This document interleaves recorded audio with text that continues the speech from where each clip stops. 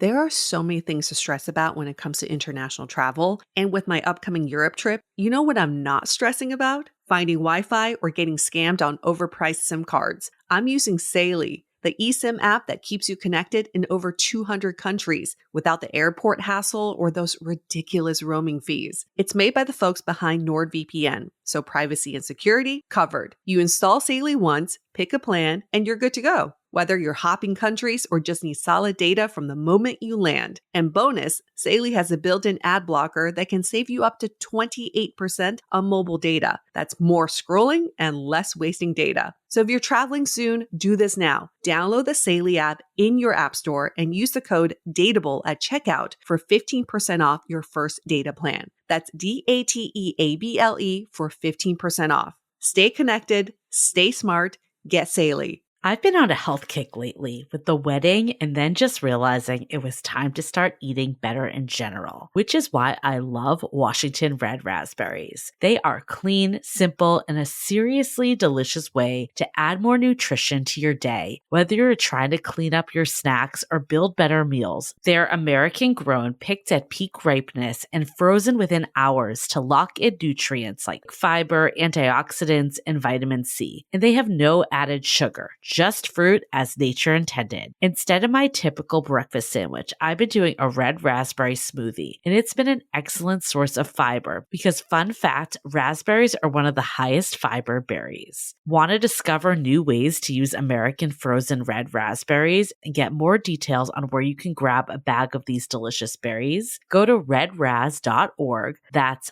REDRAZZ.org.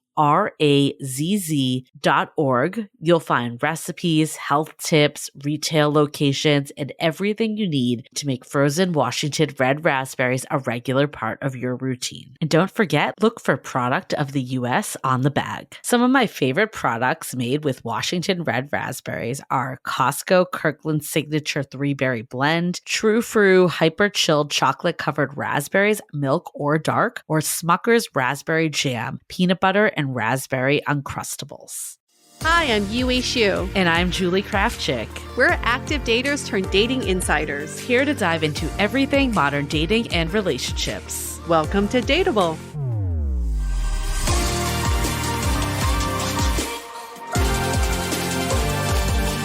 Hello, friends.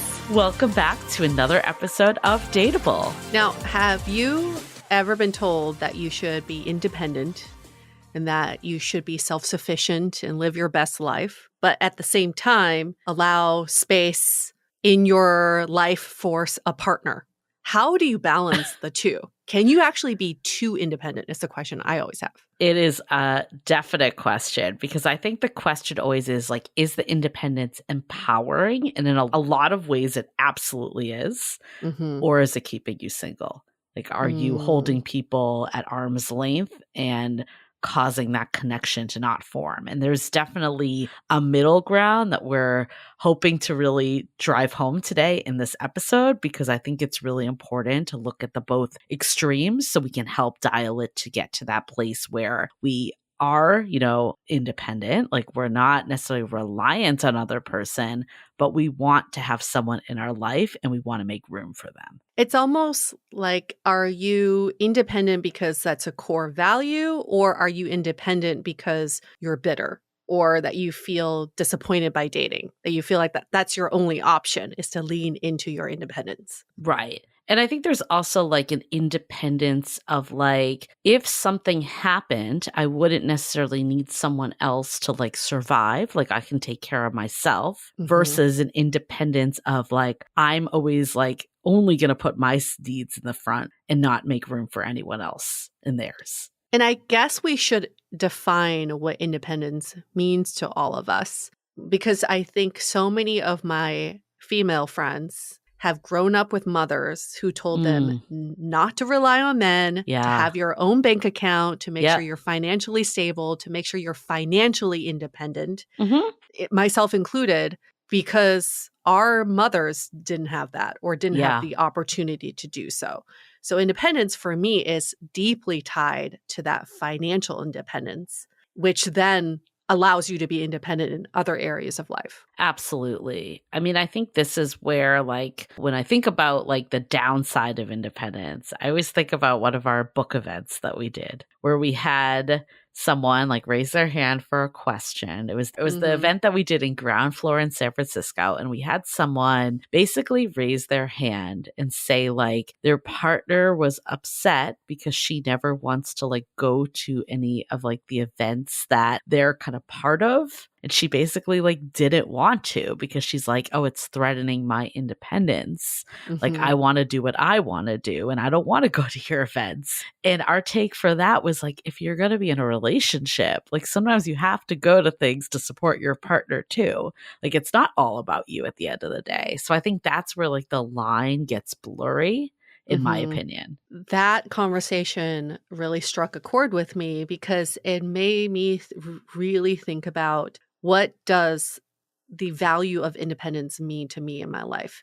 And I think I've come to this conclusion that if you value independence more than a partnership, then you have to almost deprioritize partnership. Yeah. The two cannot coexist. I think they are very much conflicting. Yes, you can be independent and in a partnership, but you can't be, I must be independent and still be in a partnership. Those are two very different mindsets. And I think it's like one of those things I'm even like struggling with like financial independence Yeah. because even when you're in a relationship, you kind of maintain financial independence. But at some point, if you do get married and do like a traditional merging of the lives, like you do lose some independence with that. It doesn't Yes. mean that you're not self-sufficient. Like I still value like self like supporting myself. Like I don't know if I would necessarily not want to work because like I would feel like I didn't have that out. But then at the other time, like there are going to be times like in your life that maybe you do take a step back from work to like Mhm. when you have kids, for instance. And like, I think that's going to be hard for me to like navigate that piece. But that is kind of being in a relationship is looking at the greater good for both of you and not just you Right. at the end. Right. And what we hear from lots of people who value their independence, there's something really interesting happening. When you get married younger, you're taught to start putting money aside for that independence, right? So that in case something happens. So you're building your independence within a relationship. But at our age, when you get married later in life, you're taught to protect your independence. So it's a lot of when you merge your lives with someone else, it's like, how do you protect the assets you already Yeah. had? That's why so many of us get prenups. And Hmm. how do you make sure that that stays solely to you?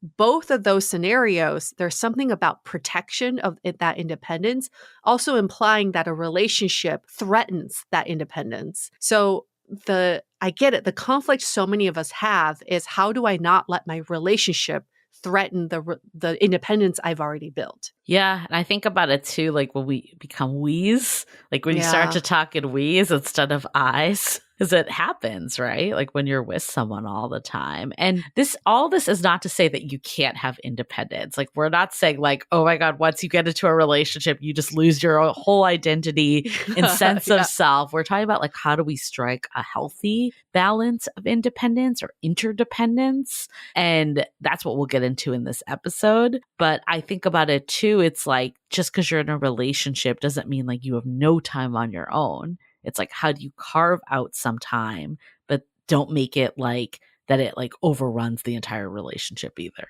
I would also take that a step further and say the independence you cultivate in a relationship still benefits the relationship. Yeah, true. You're not taking time out for yourself solely for yourself. You're actually doing it so that you can be re-energized when you come back together with your partner. So it's all still in service of the relationship. Yeah. And I mean, I think a lot of people can relate to this. It's funny with our dating archetypes quiz. If you haven't taken it yet, go to howtobedateable.com, take the quiz. We love talking about the quiz, but we were just really surprised at the amount of mavericks that came through, which Mhm. are, some of the archetype that does kind of have more of that independence. And, even if people weren't Mavericks, a lot of people like strongly agreed with a lot of the statements regarding independence. And I Hmm. think it's just a testament to our society, especially as women, that we are, not told not to be reliant on men as Yes. much, or we're Yes. supposed to, have our own career paths and do all the things. So a lot of this is societal, that independence is so valued. And again, not saying that it's not valued, but we're trying to figure out like what is that healthy balance. And the toxic part of all of this is we tend to criticize people who aren't Yeah. independent in relationships. The trad wives, Yep. there was so much criticism towards them. End of the day, you just got to do what works for you. And if independence is not a core value of yours, it's fine. I actually think it's totally okay for someone to be like, I'm going to create a life where I'm codependent. I'm relying on someone else. That is fine. I'm done with the days where I'm criticizing or judging people who think that way. I was not brought up that way. I can't untether my thinking Yeah. towards independence, but if that's not you, don't worry about it. There's nothing wrong with you. Yeah. And I think on the flip side is like there are couples we've seen that are so independent that they don't spend a lot of time together. Yeah. And at the end of the day, if that works for you, that's great. It's Yeah. more of just like, does it work for you? I actually saw this video on TikTok recently, and it wasn't about dating, but it was more just like the culture of independence and setting boundaries. And like the girl that was doing it was like, I'm just going to rant for a second. It's like we've become so selfish, and we've conflated independence with selfishness. Yeah. And it's like, if your friend has a birthday, even if you don't want to go, you go because it's your friend's fucking birthday, instead of being like, I'm putting up a boundary to protect my space. And it's like, you can do that, but also there's a consequence that you might not have friends at the end of the day if you're always protecting your space and you're not going on it like out of your way for other people. So I think it's up to everyone to understand the value. And, I've talked to my partner about this before because I think he's someone that values independence. Hmm. And he's like, look, like I recognize that I have less independence now. It doesn't mean that I have no independence, but I have less because I'm in a relationship. But the benefits of the relationship and having that person with me, that outweighs it. And I Yeah. think that's what like people need to decide. It's not to say like sacrifice all your values, but at the end of the day, are your values serving you in like the rich life that you want? Yeah. And even in that example you gave of going to a friend's birthday, the question also, it's the same as if you're in a relationship. Are you benefiting that friendship? It's not about you, it's about you and this person, your relationship to this person. But I do think, and Esther Perel has brought this up, we've become such an individualized society Hmm. that the first line of thinking is always, does this benefit me? Is this something I Yes. want to do? Yes. And if we live life where we only did the things that we want to do, you're right. I don't think we would have friends. I don't think we've had relationships. And maybe that's okay for some people. Maybe that's like, I'm opting out. That's okay. But I would argue most people want to have some sort of relationship. Doesn't have to be romantic, but we have to think in terms of in relation to someone. I think it's also easy to get lazy too. Mm. Like, I think about it like, yeah, if you ask me objectively, would I rather sit on my couch or get ready and go out for my friend's birthday? I'd probably like say in the moment, sit on my couch. Mm. But then as I was doing that, I would probably regret that instantly. And at the birthday, I would probably be having the best time and really like, rising to the occasion. And actually, that's serving me a lot better, even through an individualistic lens. I think Yeah. sometimes we just opt for like what's easier, and that doesn't mean that's always better. So, playing devil's advocate, because we've had experts talk about this too, is if you end up doing something you don't necessarily want to do, Mhm. it doesn't benefit anybody because you're showing up with drained energy, maybe negative attitude. Isn't it better if you just stayed home? I'm not saying this is your case. I'm just saying, like, what is the line we draw between Yeah. protecting our energy and our boundaries, which is the season I'm in, but then cultivating these relationships without building up this like negativity or showing up with drained energy, right? Yeah, it's a hard line because I think like if you were like, well, I'm going to be really negative being at my friend's birthday. I'm That's just not going to fun. stay home. Nobody wants And you. no one wants you, but I also think that would like really piss off your friend. Yeah. And like that's not a good thing for your relationship in any way. Mm. So I don't know what I think the balance is probably individual to like the specific thing that's there. I don't know how to answer that fully, like what Oh, that balance is. Yeah. I think that's why we're having this Yeah. conversation, because it is so complicated and nuanced, and we're constantly being faced with these decisions. And I struggle all the time with what is the line I draw. And I saw this post yesterday that was about decentralizing romantic relationships. And I thought that was actually kind of an interesting way of looking at it too, is so many of us, especially like people who listen to our podcast, we centralize romantic Hmm. relationships. But if independence is so important to you, maybe we decentralize romantic relationships, but you got to centralize something else. Is it friendships? Is it family? Like there still has to be a North Star that Yeah. you're working towards, and all of your actions feed into that. Yeah, I mean, I think like thinking about like the activities more, I think maybe there's an easier solution on that. Like if you have a partner, whether it's romantic or not, and you can talk to them about like what's really important, what are the must-haves that they go to. I Hmm. remember like going to this comedy show and it was they like brought up couples to like hear about the issues. And like one Oh of them boy. was like how like her boyfriend never wanted to do anything. Uh And like huh. she was always going to events on her own. Uh huh. And their advice was like, okay, trying to make him go from zero to like everything is going to be really hard. And he's going Yeah. to just show up and be miserable. Can you Yeah. pick like the top must do events? And when you communicate it, be like, this is a must for me. Yeah. And then everything else is optional. And he can decide based on his energy and feeling towards it. But at Yeah. least the musts are getting taken care of. So maybe that's a solution if you're like deciding of like, okay, where do I extend a little, like Mhm. beyond what I maybe want to do for the sake of my relationship versus preserve my energy. I do like that solution a lot, and I think that solution can bring to light how much you wanna be in a relationship versus preserving your independence. I say that because that sounds fucking exhausting to constantly being like, "Should I'm gonna ask him, but he may not wanna go. I don't know. Maybe this is something he would wanna do."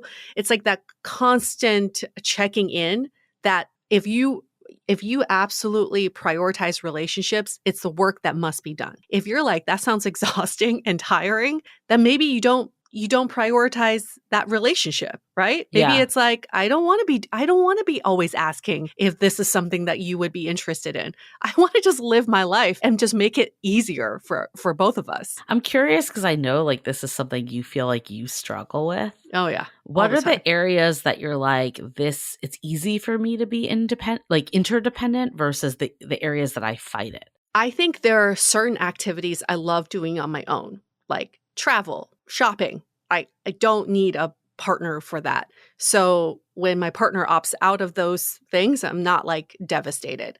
But the struggle I have is when you start developing interests that you love doing on your own, you start living separate lives.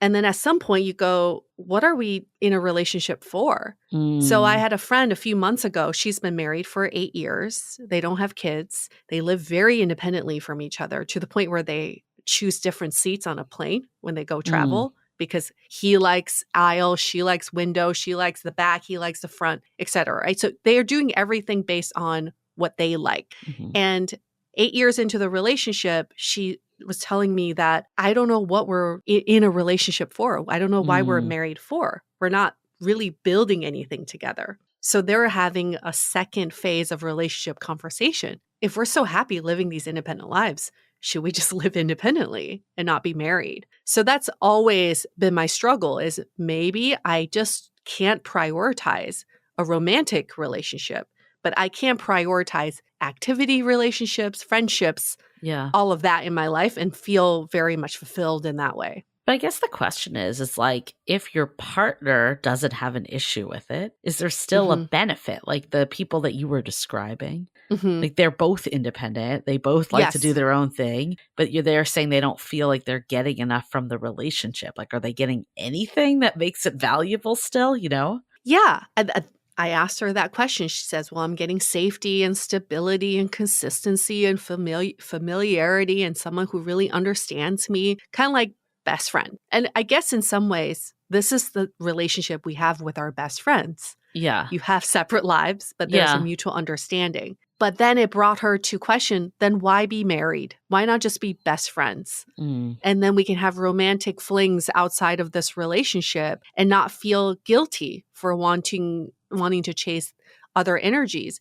And she really thought that the only thing that could really bond them together is if they were to raise a child. Mm. Like that would, because why else? Like, what else are they working towards? And oh my God, I was like, that's such an interesting crossroads they're at. So are they still together? They're still together. They're still together. They're still trying to figure it out. She's actually looking into adoption. He's open to it. But also, end of the day, we all know a kid is never going to Oh save my your God, I know. marriage. I was going to say that. I was like, I feel like if that's the glue, that's a bad idea. It's never going to save your marriage. But that's something I struggle with in my own relationship is I'm always questioning, what are we building towards? Yeah. What is this thing? And it doesn't, for me, it's not kids, but is it like, are we building, is there a project for us to work on? Like, is there something that we can look back 10 years from now and say, we did that. We're proud of ourselves for doing that. And if we don't have that, then we become two people coexisting together and engaging in activities together.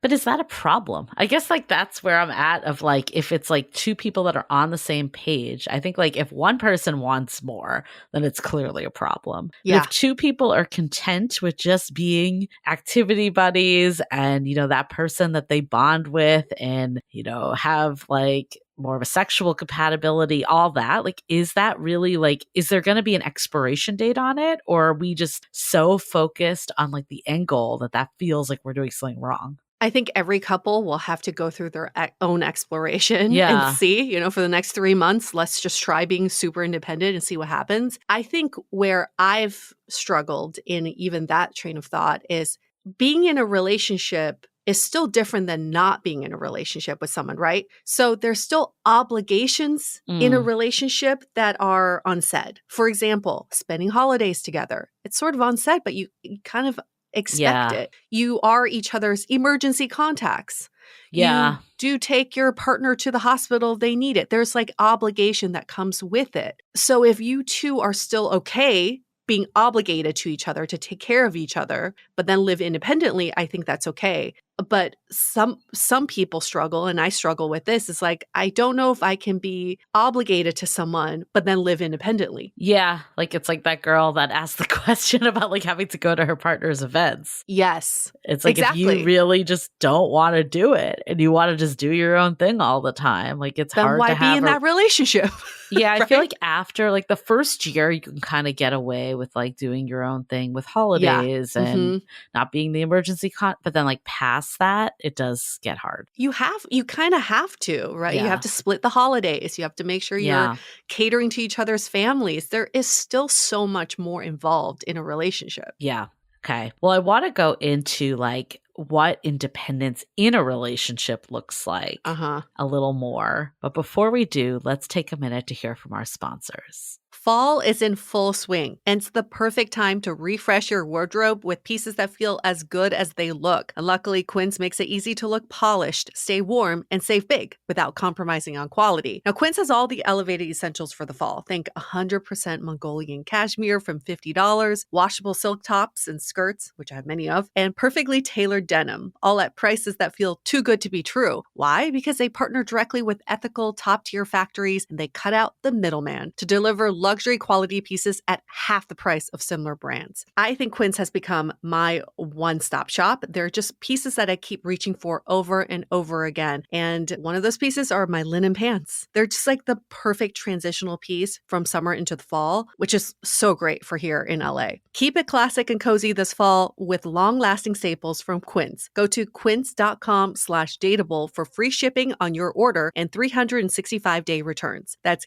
QUINCE.com/dateable to get free shipping and 365-day returns. Quince.com/DATEABLE. Okay, so let's say you are opting to do a relationship, to be all in, Mm-hmm. like I am. I am now Mm-hmm. married. I'm all in. Yeah. But I think like I still don't like I think both my partner and I want to have some independence. I want to be Mm-hmm. known as Julie. Like part Mm-hmm. of why, I mean, I did end up changing my name legally to a Mm-hmm. hyphenated name, but I wanted to keep Julie Kraftchick professionally Yeah. because that was like my identity and I didn't want to get rid of it completely, even like personally, because I want to have some of my own personal identity to not just merge 100%. And Yeah. I think like for me, it's important to have a life outside of the relationship, like to have friendships and hobbies and passions and things that aren't always about the two of us. So like I have my own identity. Like one of my friends, like she actually is like a mom and she did this TV show about real estate. And she's like, part of it is like, I didn't want to just be a mom. Like I wanted to Yeah. have my own identity and like do things. And she's still a great mom. And like that hasn't sacrificed. And I hope for me someday that that's the case as well. Like I don't want my whole identity to become like a wife or a mother. Yes. Yes. And they've done so many sociological studies about this because historically, men keep their identities throughout their Mhm. whole lives. And women adapt their identities to whoever they're in service of, their husband, their kids, their family, right? Our identities kind of go with the people in our lives. Because of the feminist movement, because of equality, women are now waking up to the fact that, oh, I can have my own identity and I can identify what that identity is. But that also means giving up previous identities. So this is why so many women have struggled in recent times. It's like if you adopt this new identity, you have to like kind of grieve the old identity Right. in the process, especially for mothers. I've heard so many mothers say, I used to be a career woman. I used to be a triathlete. And now I'm just a mom, which is crazy because a Yeah. mom's so much work. So then they have to grieve the old identity and identify with this new phase of life, but then also keep Mhm. adding to that identity because women are not happy just being a wife, just being a mom, just being a career person.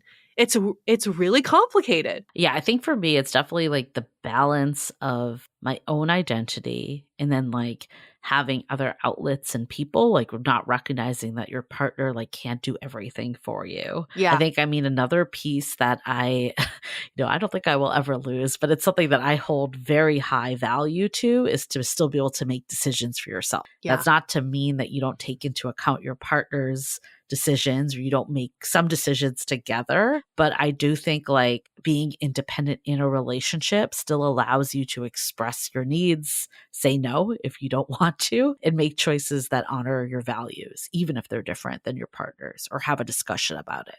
I think what's really unique to you and your fiance, well, you and your husband's relationship is that both of you have established yourselves in San Francisco before meeting each other. So you already built independent lives and networks outside of each other. So when you come together, you can hold on to that independence. For people who move to new cities for their spouse and they have to rebuild, I think it's so important to start building your community right away outside of your spouse, right? When you get into a new place, it's hard, but if you don't have that from the start, you end up just molding to your spouse's network. That's a really good point to like, yeah. And I think you're right. Like, it's way easier if you meet already having that. Yeah, I mean not easier, but it's nice. It's nice because you can be really confident in your independence in San Yeah. Francisco because you've already established this great social network there that a relationship is just an added bonus. But I do think about the people who've moved for relationships. How hard that must be. So I had a friend who I'm not friends with anymore. But we Okay. used to like be really close, and then she got a boyfriend, and then suddenly she was not texting. Suddenly she was not Uh-huh. around. And at first I was like, oh God, she's one of those, you know, the second they get a boyfriend, she just like bounces. Mm-hmm. And then years later, it turned out that like her partner was like borderline abusive Oh, and controlling. shit. Yeah. So you just like don't really know. But I think like having God. some of that independence, and again, I'm not blaming this girl. I honestly wish I had known more of what was happening at the Mm-hmm. time, because I think you would have a very different take on it of, you know, how it came off versus what might have been happening. But Mm-hmm. I think like just abandoning yourself completely. And I Oh, think like obviously that could be self inflicted, like I thought it was for her, or this unfortunate case where you feel more like indebted to someone else. Like that's oh, clearly a relationship that's just bad in general, where someone yeah. doesn't allow you to be yourself. But I think that is a huge sign of like not healthy independence of, Yeah. or non-healthy codependence, right? If like Correct. you Yeah. just, you know, you basically abandon yourself to keep the peace. Oh, it's so sad to think about that, which is why I overcorrect the other Yeah, direction to hear stories like that, I right? To know. lose yourself in a relationship because once you're out of that relationship, you feel like you're nothing. You feel like you Yeah, have to start from zero, which is not true, but that is the feeling because you've molded yourself to someone else's identity. So then it makes me course correct to like being ultra independent and being, yeah, not letting anybody get in my space or tell me what I'm supposed to do. But that's also that emotional unavailability yeah. that doesn't work either. So striking that balance, which is obviously why we're having this episode, is always so hard. It's constantly just trying different things. Totally. Yeah, I think like the shrinking, silencing yourself, or morphing into someone else, like those are all no goes. But like we were talking about earlier, of like sometimes compromising or Yeah. doing something because you know it's important to your partner. Like those to Yes. me are a different, like there is a balance of not being a doormat, but also, you know, being accommodating to someone else too. Yes.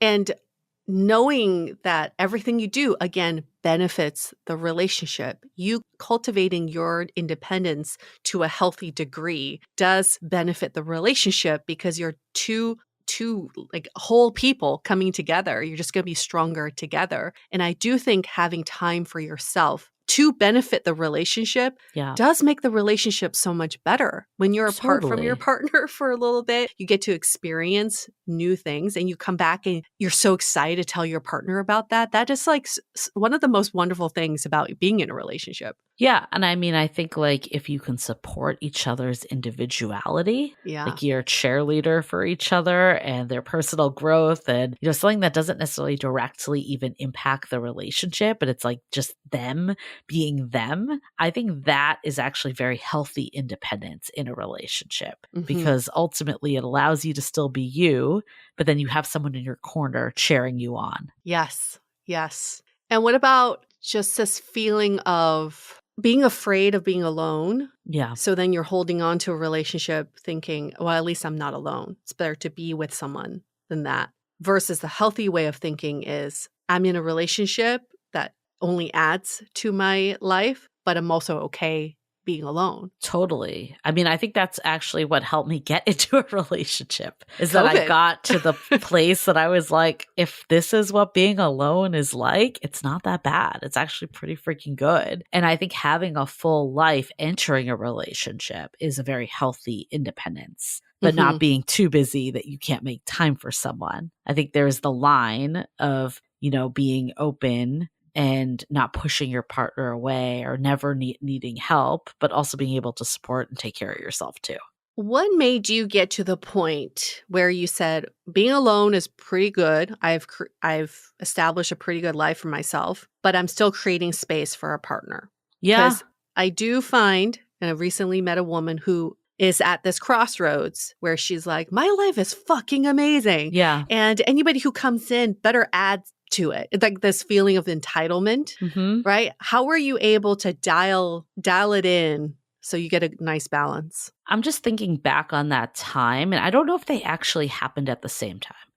Like, Okay. I don't think I had that realization. And then I was like, let me go date and meet someone. I think it was like Yeah. this realization I'm just going to live my life and do things that fill my cup, continue to form connection with like people in my life and friends and all of that. And then it hit a point that I was like, I'm ready to date again. I'm ready to Mm-hmm. like meet someone that's more in a romantic context. But if things didn't work out when I was doing that, I was less attached to the outcome than I was before, where I put like so much weight on being with someone and finding someone.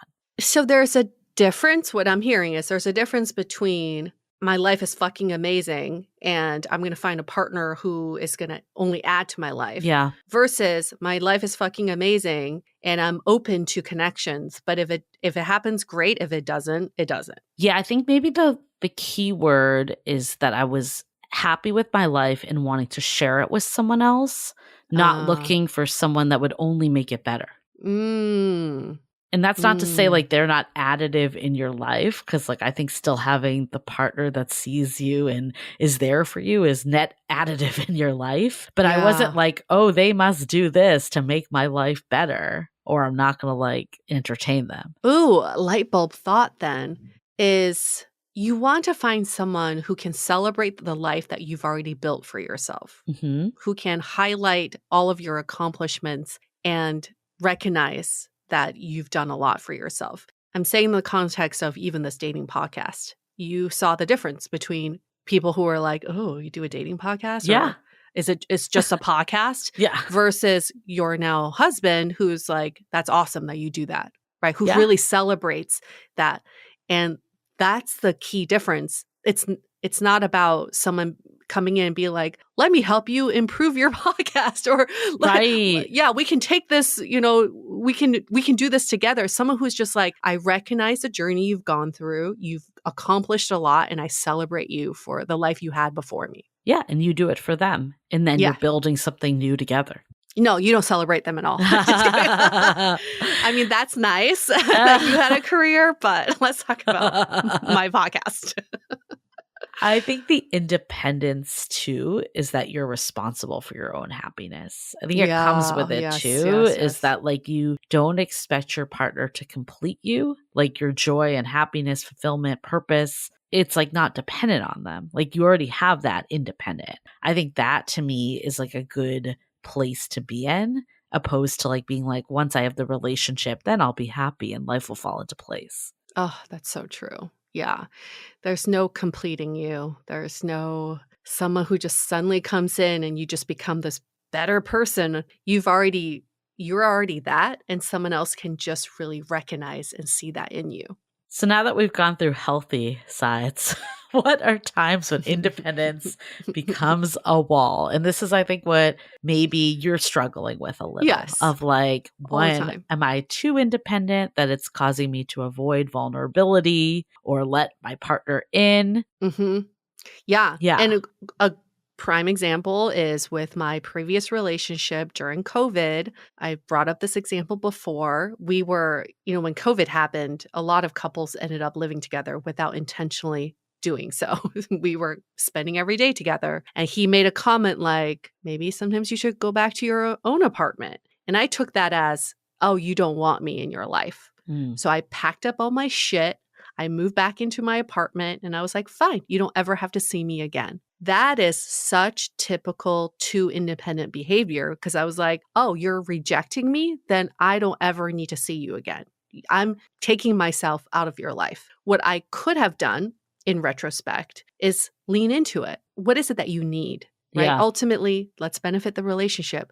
What do you need? You need space, you need time, let's talk about what your needs are and we can talk about what my needs are and we can find a happy middle ground. Both of us came at it so hot with something that we didn't really mean to do and it became a big misunderstanding and we fought for like a week because of it. But I've learned from that. Yeah. I know that was the maverick in me that came out. It came out so hot and it came out as such a knee-jerk reaction. I didn't even have time to intentionally answer or respond to what he was saying. I think that example's so interesting because, like, I would hear if you're independent and your partner is independent, then being like, I need space. Maybe you should go back to your place. Being like, cool, this sounds ideal. Now I have my space. But you're saying that even as someone that values independence, you took it in a way that, like, was a dig, like it was like a hurt to you. Like, Well, when, here's yeah, here's okay. the thing, Julie. I think that's a really brilliant observation because in being independent means being independent on my terms, Okay. right? Okay. I I don't see. want someone I else to be see. I like, see. shouldn't you take some me time? Like, can you imagine if your partner's like, Julia, you should go take some me time. You should like go do something on your own.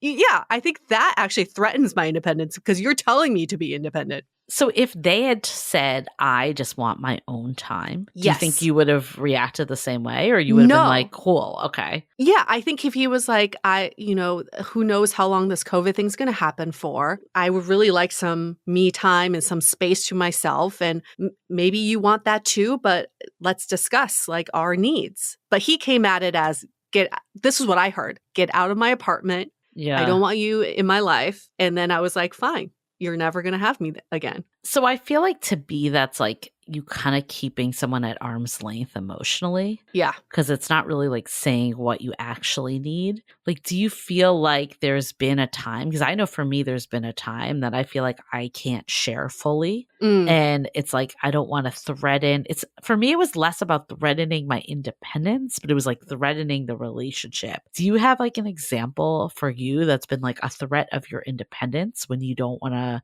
share or ask for help? Oh, yeah. I've always been really bad at asking for help because I feel like I'm an independent woman. I can get it done by myself. And then I would do something and my partner would be like, well, how come you didn't ask me to help? Or how come you didn't Yeah. want me to be part of that?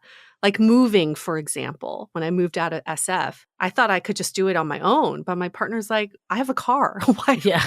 Why don't I just help you? Why is that so hard? And then it makes some people feel like they're inadequate. Like I didn't ask you Yeah. because, And yeah, you've I been didn't think you could together do for it. a long time at that point. Exactly. So what, yeah, like Exactly. I guess like what was it that like keeps it like I guess like what is that switch? Because that feels like is that just like innate in some people that they just like kind of are so used to doing things their own way for so long? Is that what it is? I think it's in some ways you feel like, oh, I can do this. And in other ways, I don't want to burden someone else with this. And I don't want them to feel obligated. Okay. I've always had this feeling like ever since I was a kid, I don't want someone to do something for me because they feel obligated to do so. I want them to feel like they want to do it. It's problematic. I get it.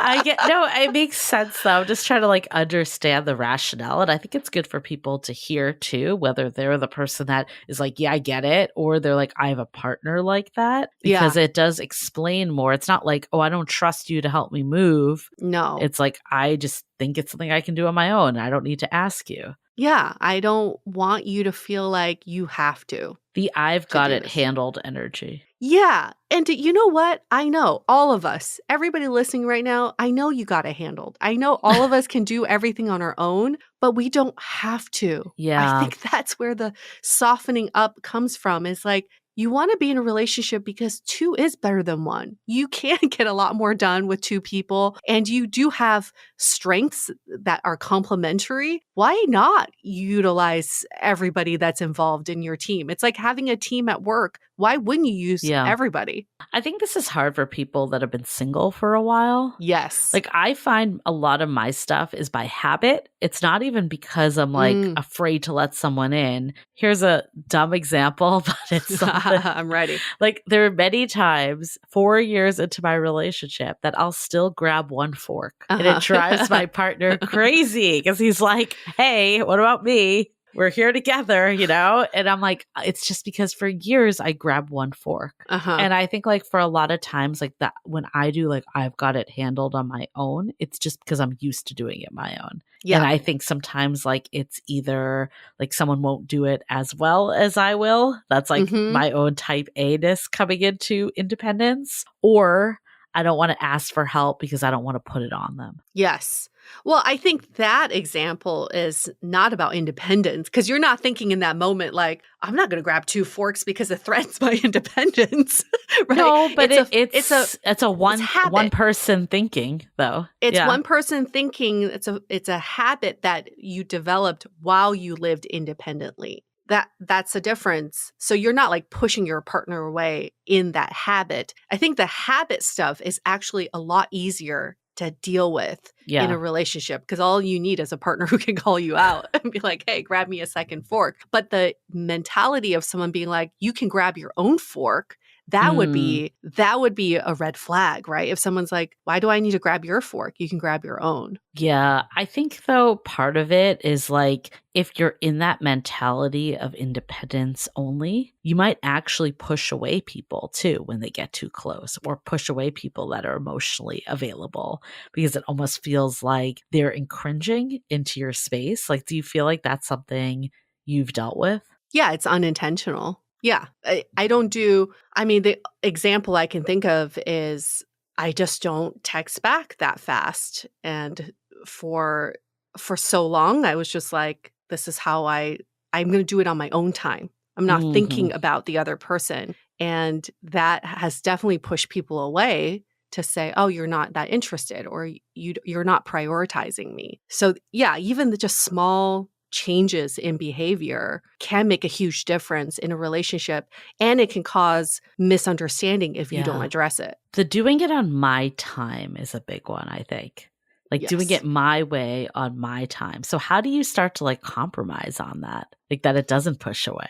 I think having you and I are lucky to have recent partners who can call us out in a loving way to bring to light the Yeah. behavior. And then once they do, I think it does make you want to change or it makes you at Mm. least more aware of that. I think my issue for so long is in all my previous relationships, nobody ever called me out. If we were to Mm. interview my exes today, they probably all had similar themes of what they would complain Mm. about. None of them said anything because Yeah. they probably didn't know how to deliver the message. So I Yeah. am actually really thankful for people who can give feedback in a loving, kind, compassionate way. I mean, I think like you're really good at taking feedback. I think I'm medium at taking feedback. I think you're really I good think at it. you've done a really good job at taking Okay, thank you. feedback. I appreciate hearing You've that made a from other lot of progress. I think I always look to you as someone that's really good at it though. I know like when I've expressed to you certain things, you're like, oh, okay. Like it's like that thought of that pivot point of like, I didn't realize that's how it's coming off. Mhm, Now that I'm aware, I will think about things differently. It doesn't mean that you're going to always necessarily be like, okay, I'm going to do exactly what you want now, mhm. because that's still your own independence and the way you're thinking about it. But at least there's like that secondary thought maybe of like, oh, I could wait an hour to reply to this to do it on my terms, or I could Yes. do it now because I know it's important to the person. In service of that relationship or in service of that friendship, thinking in the team mentality Yeah. versus the individual mentality is important. And for people who are uber mavericks and independent, when you get into a new relationship, I found it really useful to tell your partner this is who you are. I have a tendency to show a lot of independence that could be misinterpreted as pushing someone away. If you Mhm. sense that, just let me know. I love feedback. I love someone telling me or highlighting to me, reflect back to me what you're seeing. And if I am aware of that behavior, then I am more willing and more able to change or at least adjust accordingly and not just sit there blindly thinking everything's fine when you've been, brewing up all this resentment for something I didn't even know I was aware. I'm not aware that I was doing that. I think one thing I've turned my like beliefs on is emotional dependence as a weakness. Like I think I used to think like Ah, if I was dependent on someone else, I'd lose myself. And then if things like fell apart with them, like I would be screwed. And it was like all this like kind of defense against it. And mhm, I've now seen like healthy interdependence as a mhm. strength. Like have you kind of gone through any of those thoughts with that? What do you think would be a good example of something like that? Like, I think interdependence is a word that can be so Yeah. general. So can you think of a more specific example of what that could look like? Okay, here's one that comes to mind. Like I Mhm. had it's a bad example because this couple is not together anymore. Oh But boy, okay, okay. I used to think it was really great that they did their own thing all the time.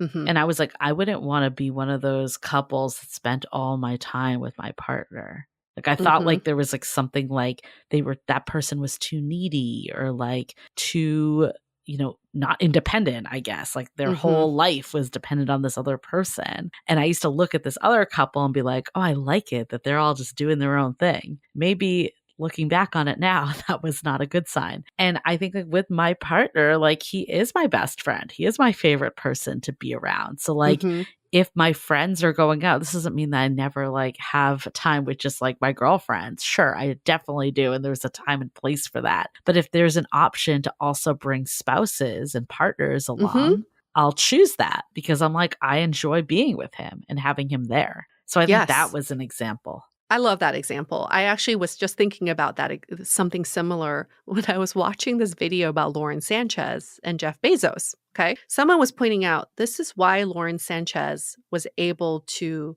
get to lock down Jeff Bezos. I'm not saying as a billionaire, but basically like as a partner. There was a video of them coming out of separate rooms to greet their guests. And I think she was getting ready in one room, he was already in this room. And while she was greeting the guests, she was holding his hand and not letting Mm, go. I used to be the person, and I still am sometimes, if I'm with my partner in front of friends or in public, I don't show that. I don't mm, show that we're a couple because I feel mm, like it makes other people uncomfortable. This has always been my line of thinking. So I would prioritize greeting friends before I show that this is mm. my partner. Yeah, But in that video, this person pointed out no matter where they're at, she's showing that she's prioritizing their relationship I like that a lot. in front of other people. And I was like, holy shit. Like, this is not something that have ever crossed my mind. I used to think it was a sign of weakness to be like, oh, this is my partner. And we're so, we're so into each other. We can't let go of each other's Yeah, hands. No, it's actually showing like we are first and foremost, this is my line, my hierarchy. He's my number one. And then everybody else is wonderful. Like, we love right. you guys, but this is my number one. I love that so much. I want to get into then what the sweet spot is, because I think that's really what the build up to this whole thing has been.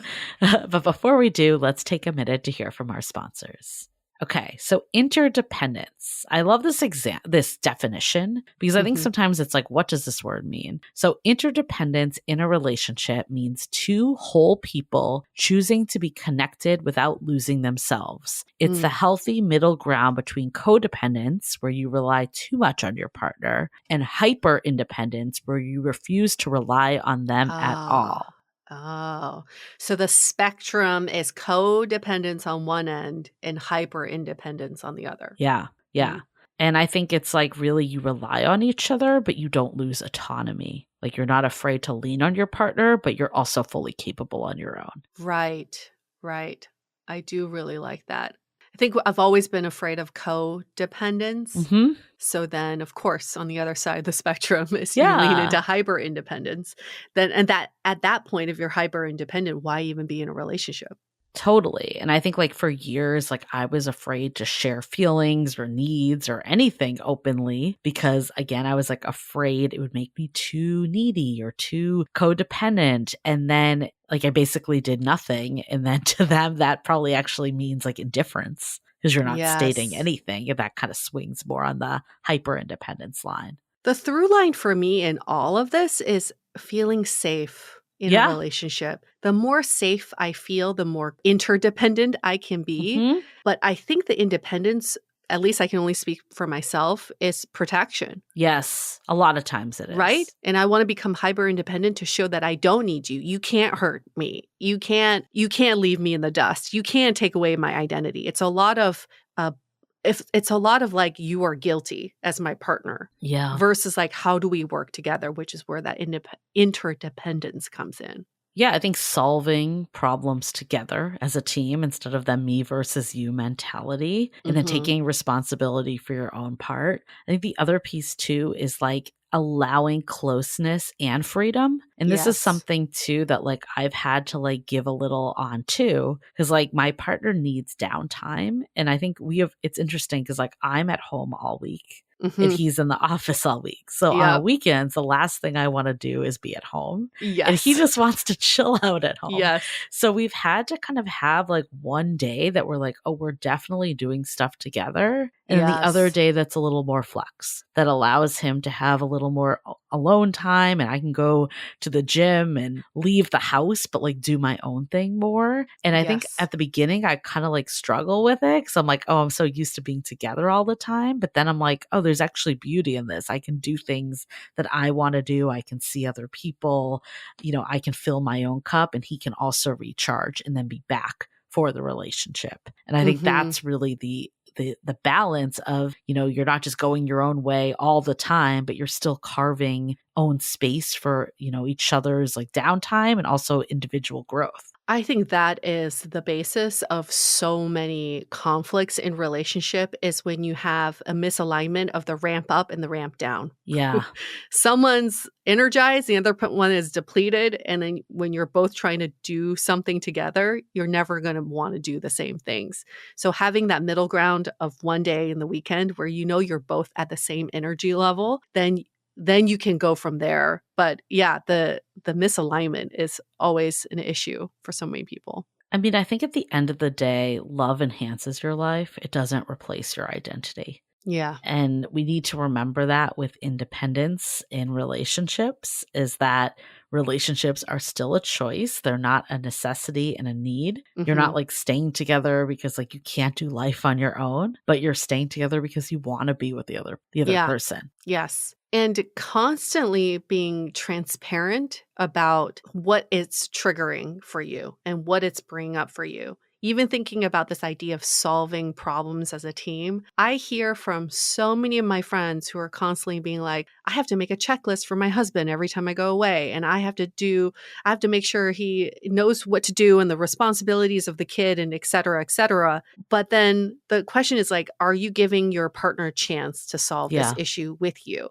If you're just giving them the cheat sheet all the time. And Yeah. I get this is a lot of work up front, but I think it is a necessary work because when you get in the habit of one person always being responsible and the other person just following orders, that's the script you're going to follow. And that's where that resentment builds. Yeah. So it's always good to just address all of this upfront. Yeah, I think it's like what you were saying earlier about protection, but then there's also like being kind of a control freak type A. That Yeah.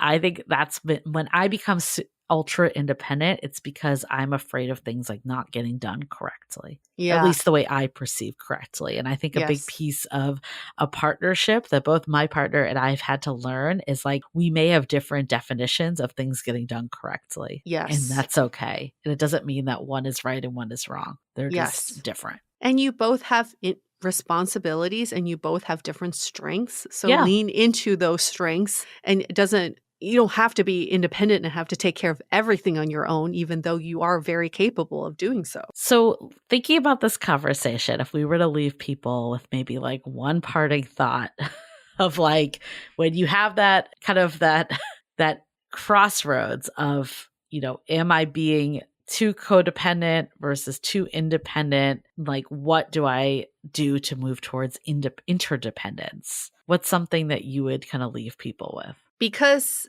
everyone falls on the spectrum of independence, going from codependent to hyper independent. I say if you know where you are on the spectrum, ask yourself the question, where do I want to expand my capacity for? Mm, If I know I'm close to hyper independence, I want to expand my capacity for more on the other side of the spectrum. Obviously not all the way to codependence, but what could that look like? And if that is my goal, then I want to work on that in a relationship. If that's something I want to work on. You could also be, again, like we said at the beginning, if you're hyper independent and you're happy being there and you don't want to be in a relationship, don't let other people guilt trip you into being in a relationship to be less independent. Just stay there. Still, you have to know what you're looking yeah. for. Yeah. I think it's like asking yourself too, like, what are the areas that I'm shutting someone out Mm, and that it's important for me to be a little more open versus the areas that actually are really important that I maintain my autonomy. Because I Yes. think I'll just bring it back to the stupid example of the fork. Like that doesn't it's not like a value of mine to not bring someone a Right. fork, right? Right. That's it's like a habit. It's something that's just not expanding for no reason other than just Yeah. laziness or just I'm used to it. Or like what you were saying, sometimes you don't know if someone doesn't tell you. And then when they Right. tell you, you're like, oh, I could text back earlier. What are those areas that you're like, this actually doesn't really like the red in who I am or anything. It's just being a kinder human to the people in Yes. my life. And then what are those areas that I'm like, actually, this is really important? Like, let's say you're like, Mm-hmm. I want to make sure I maintain financial independence Mm-hmm. even when I'm married, get a Mm-hmm. prenup,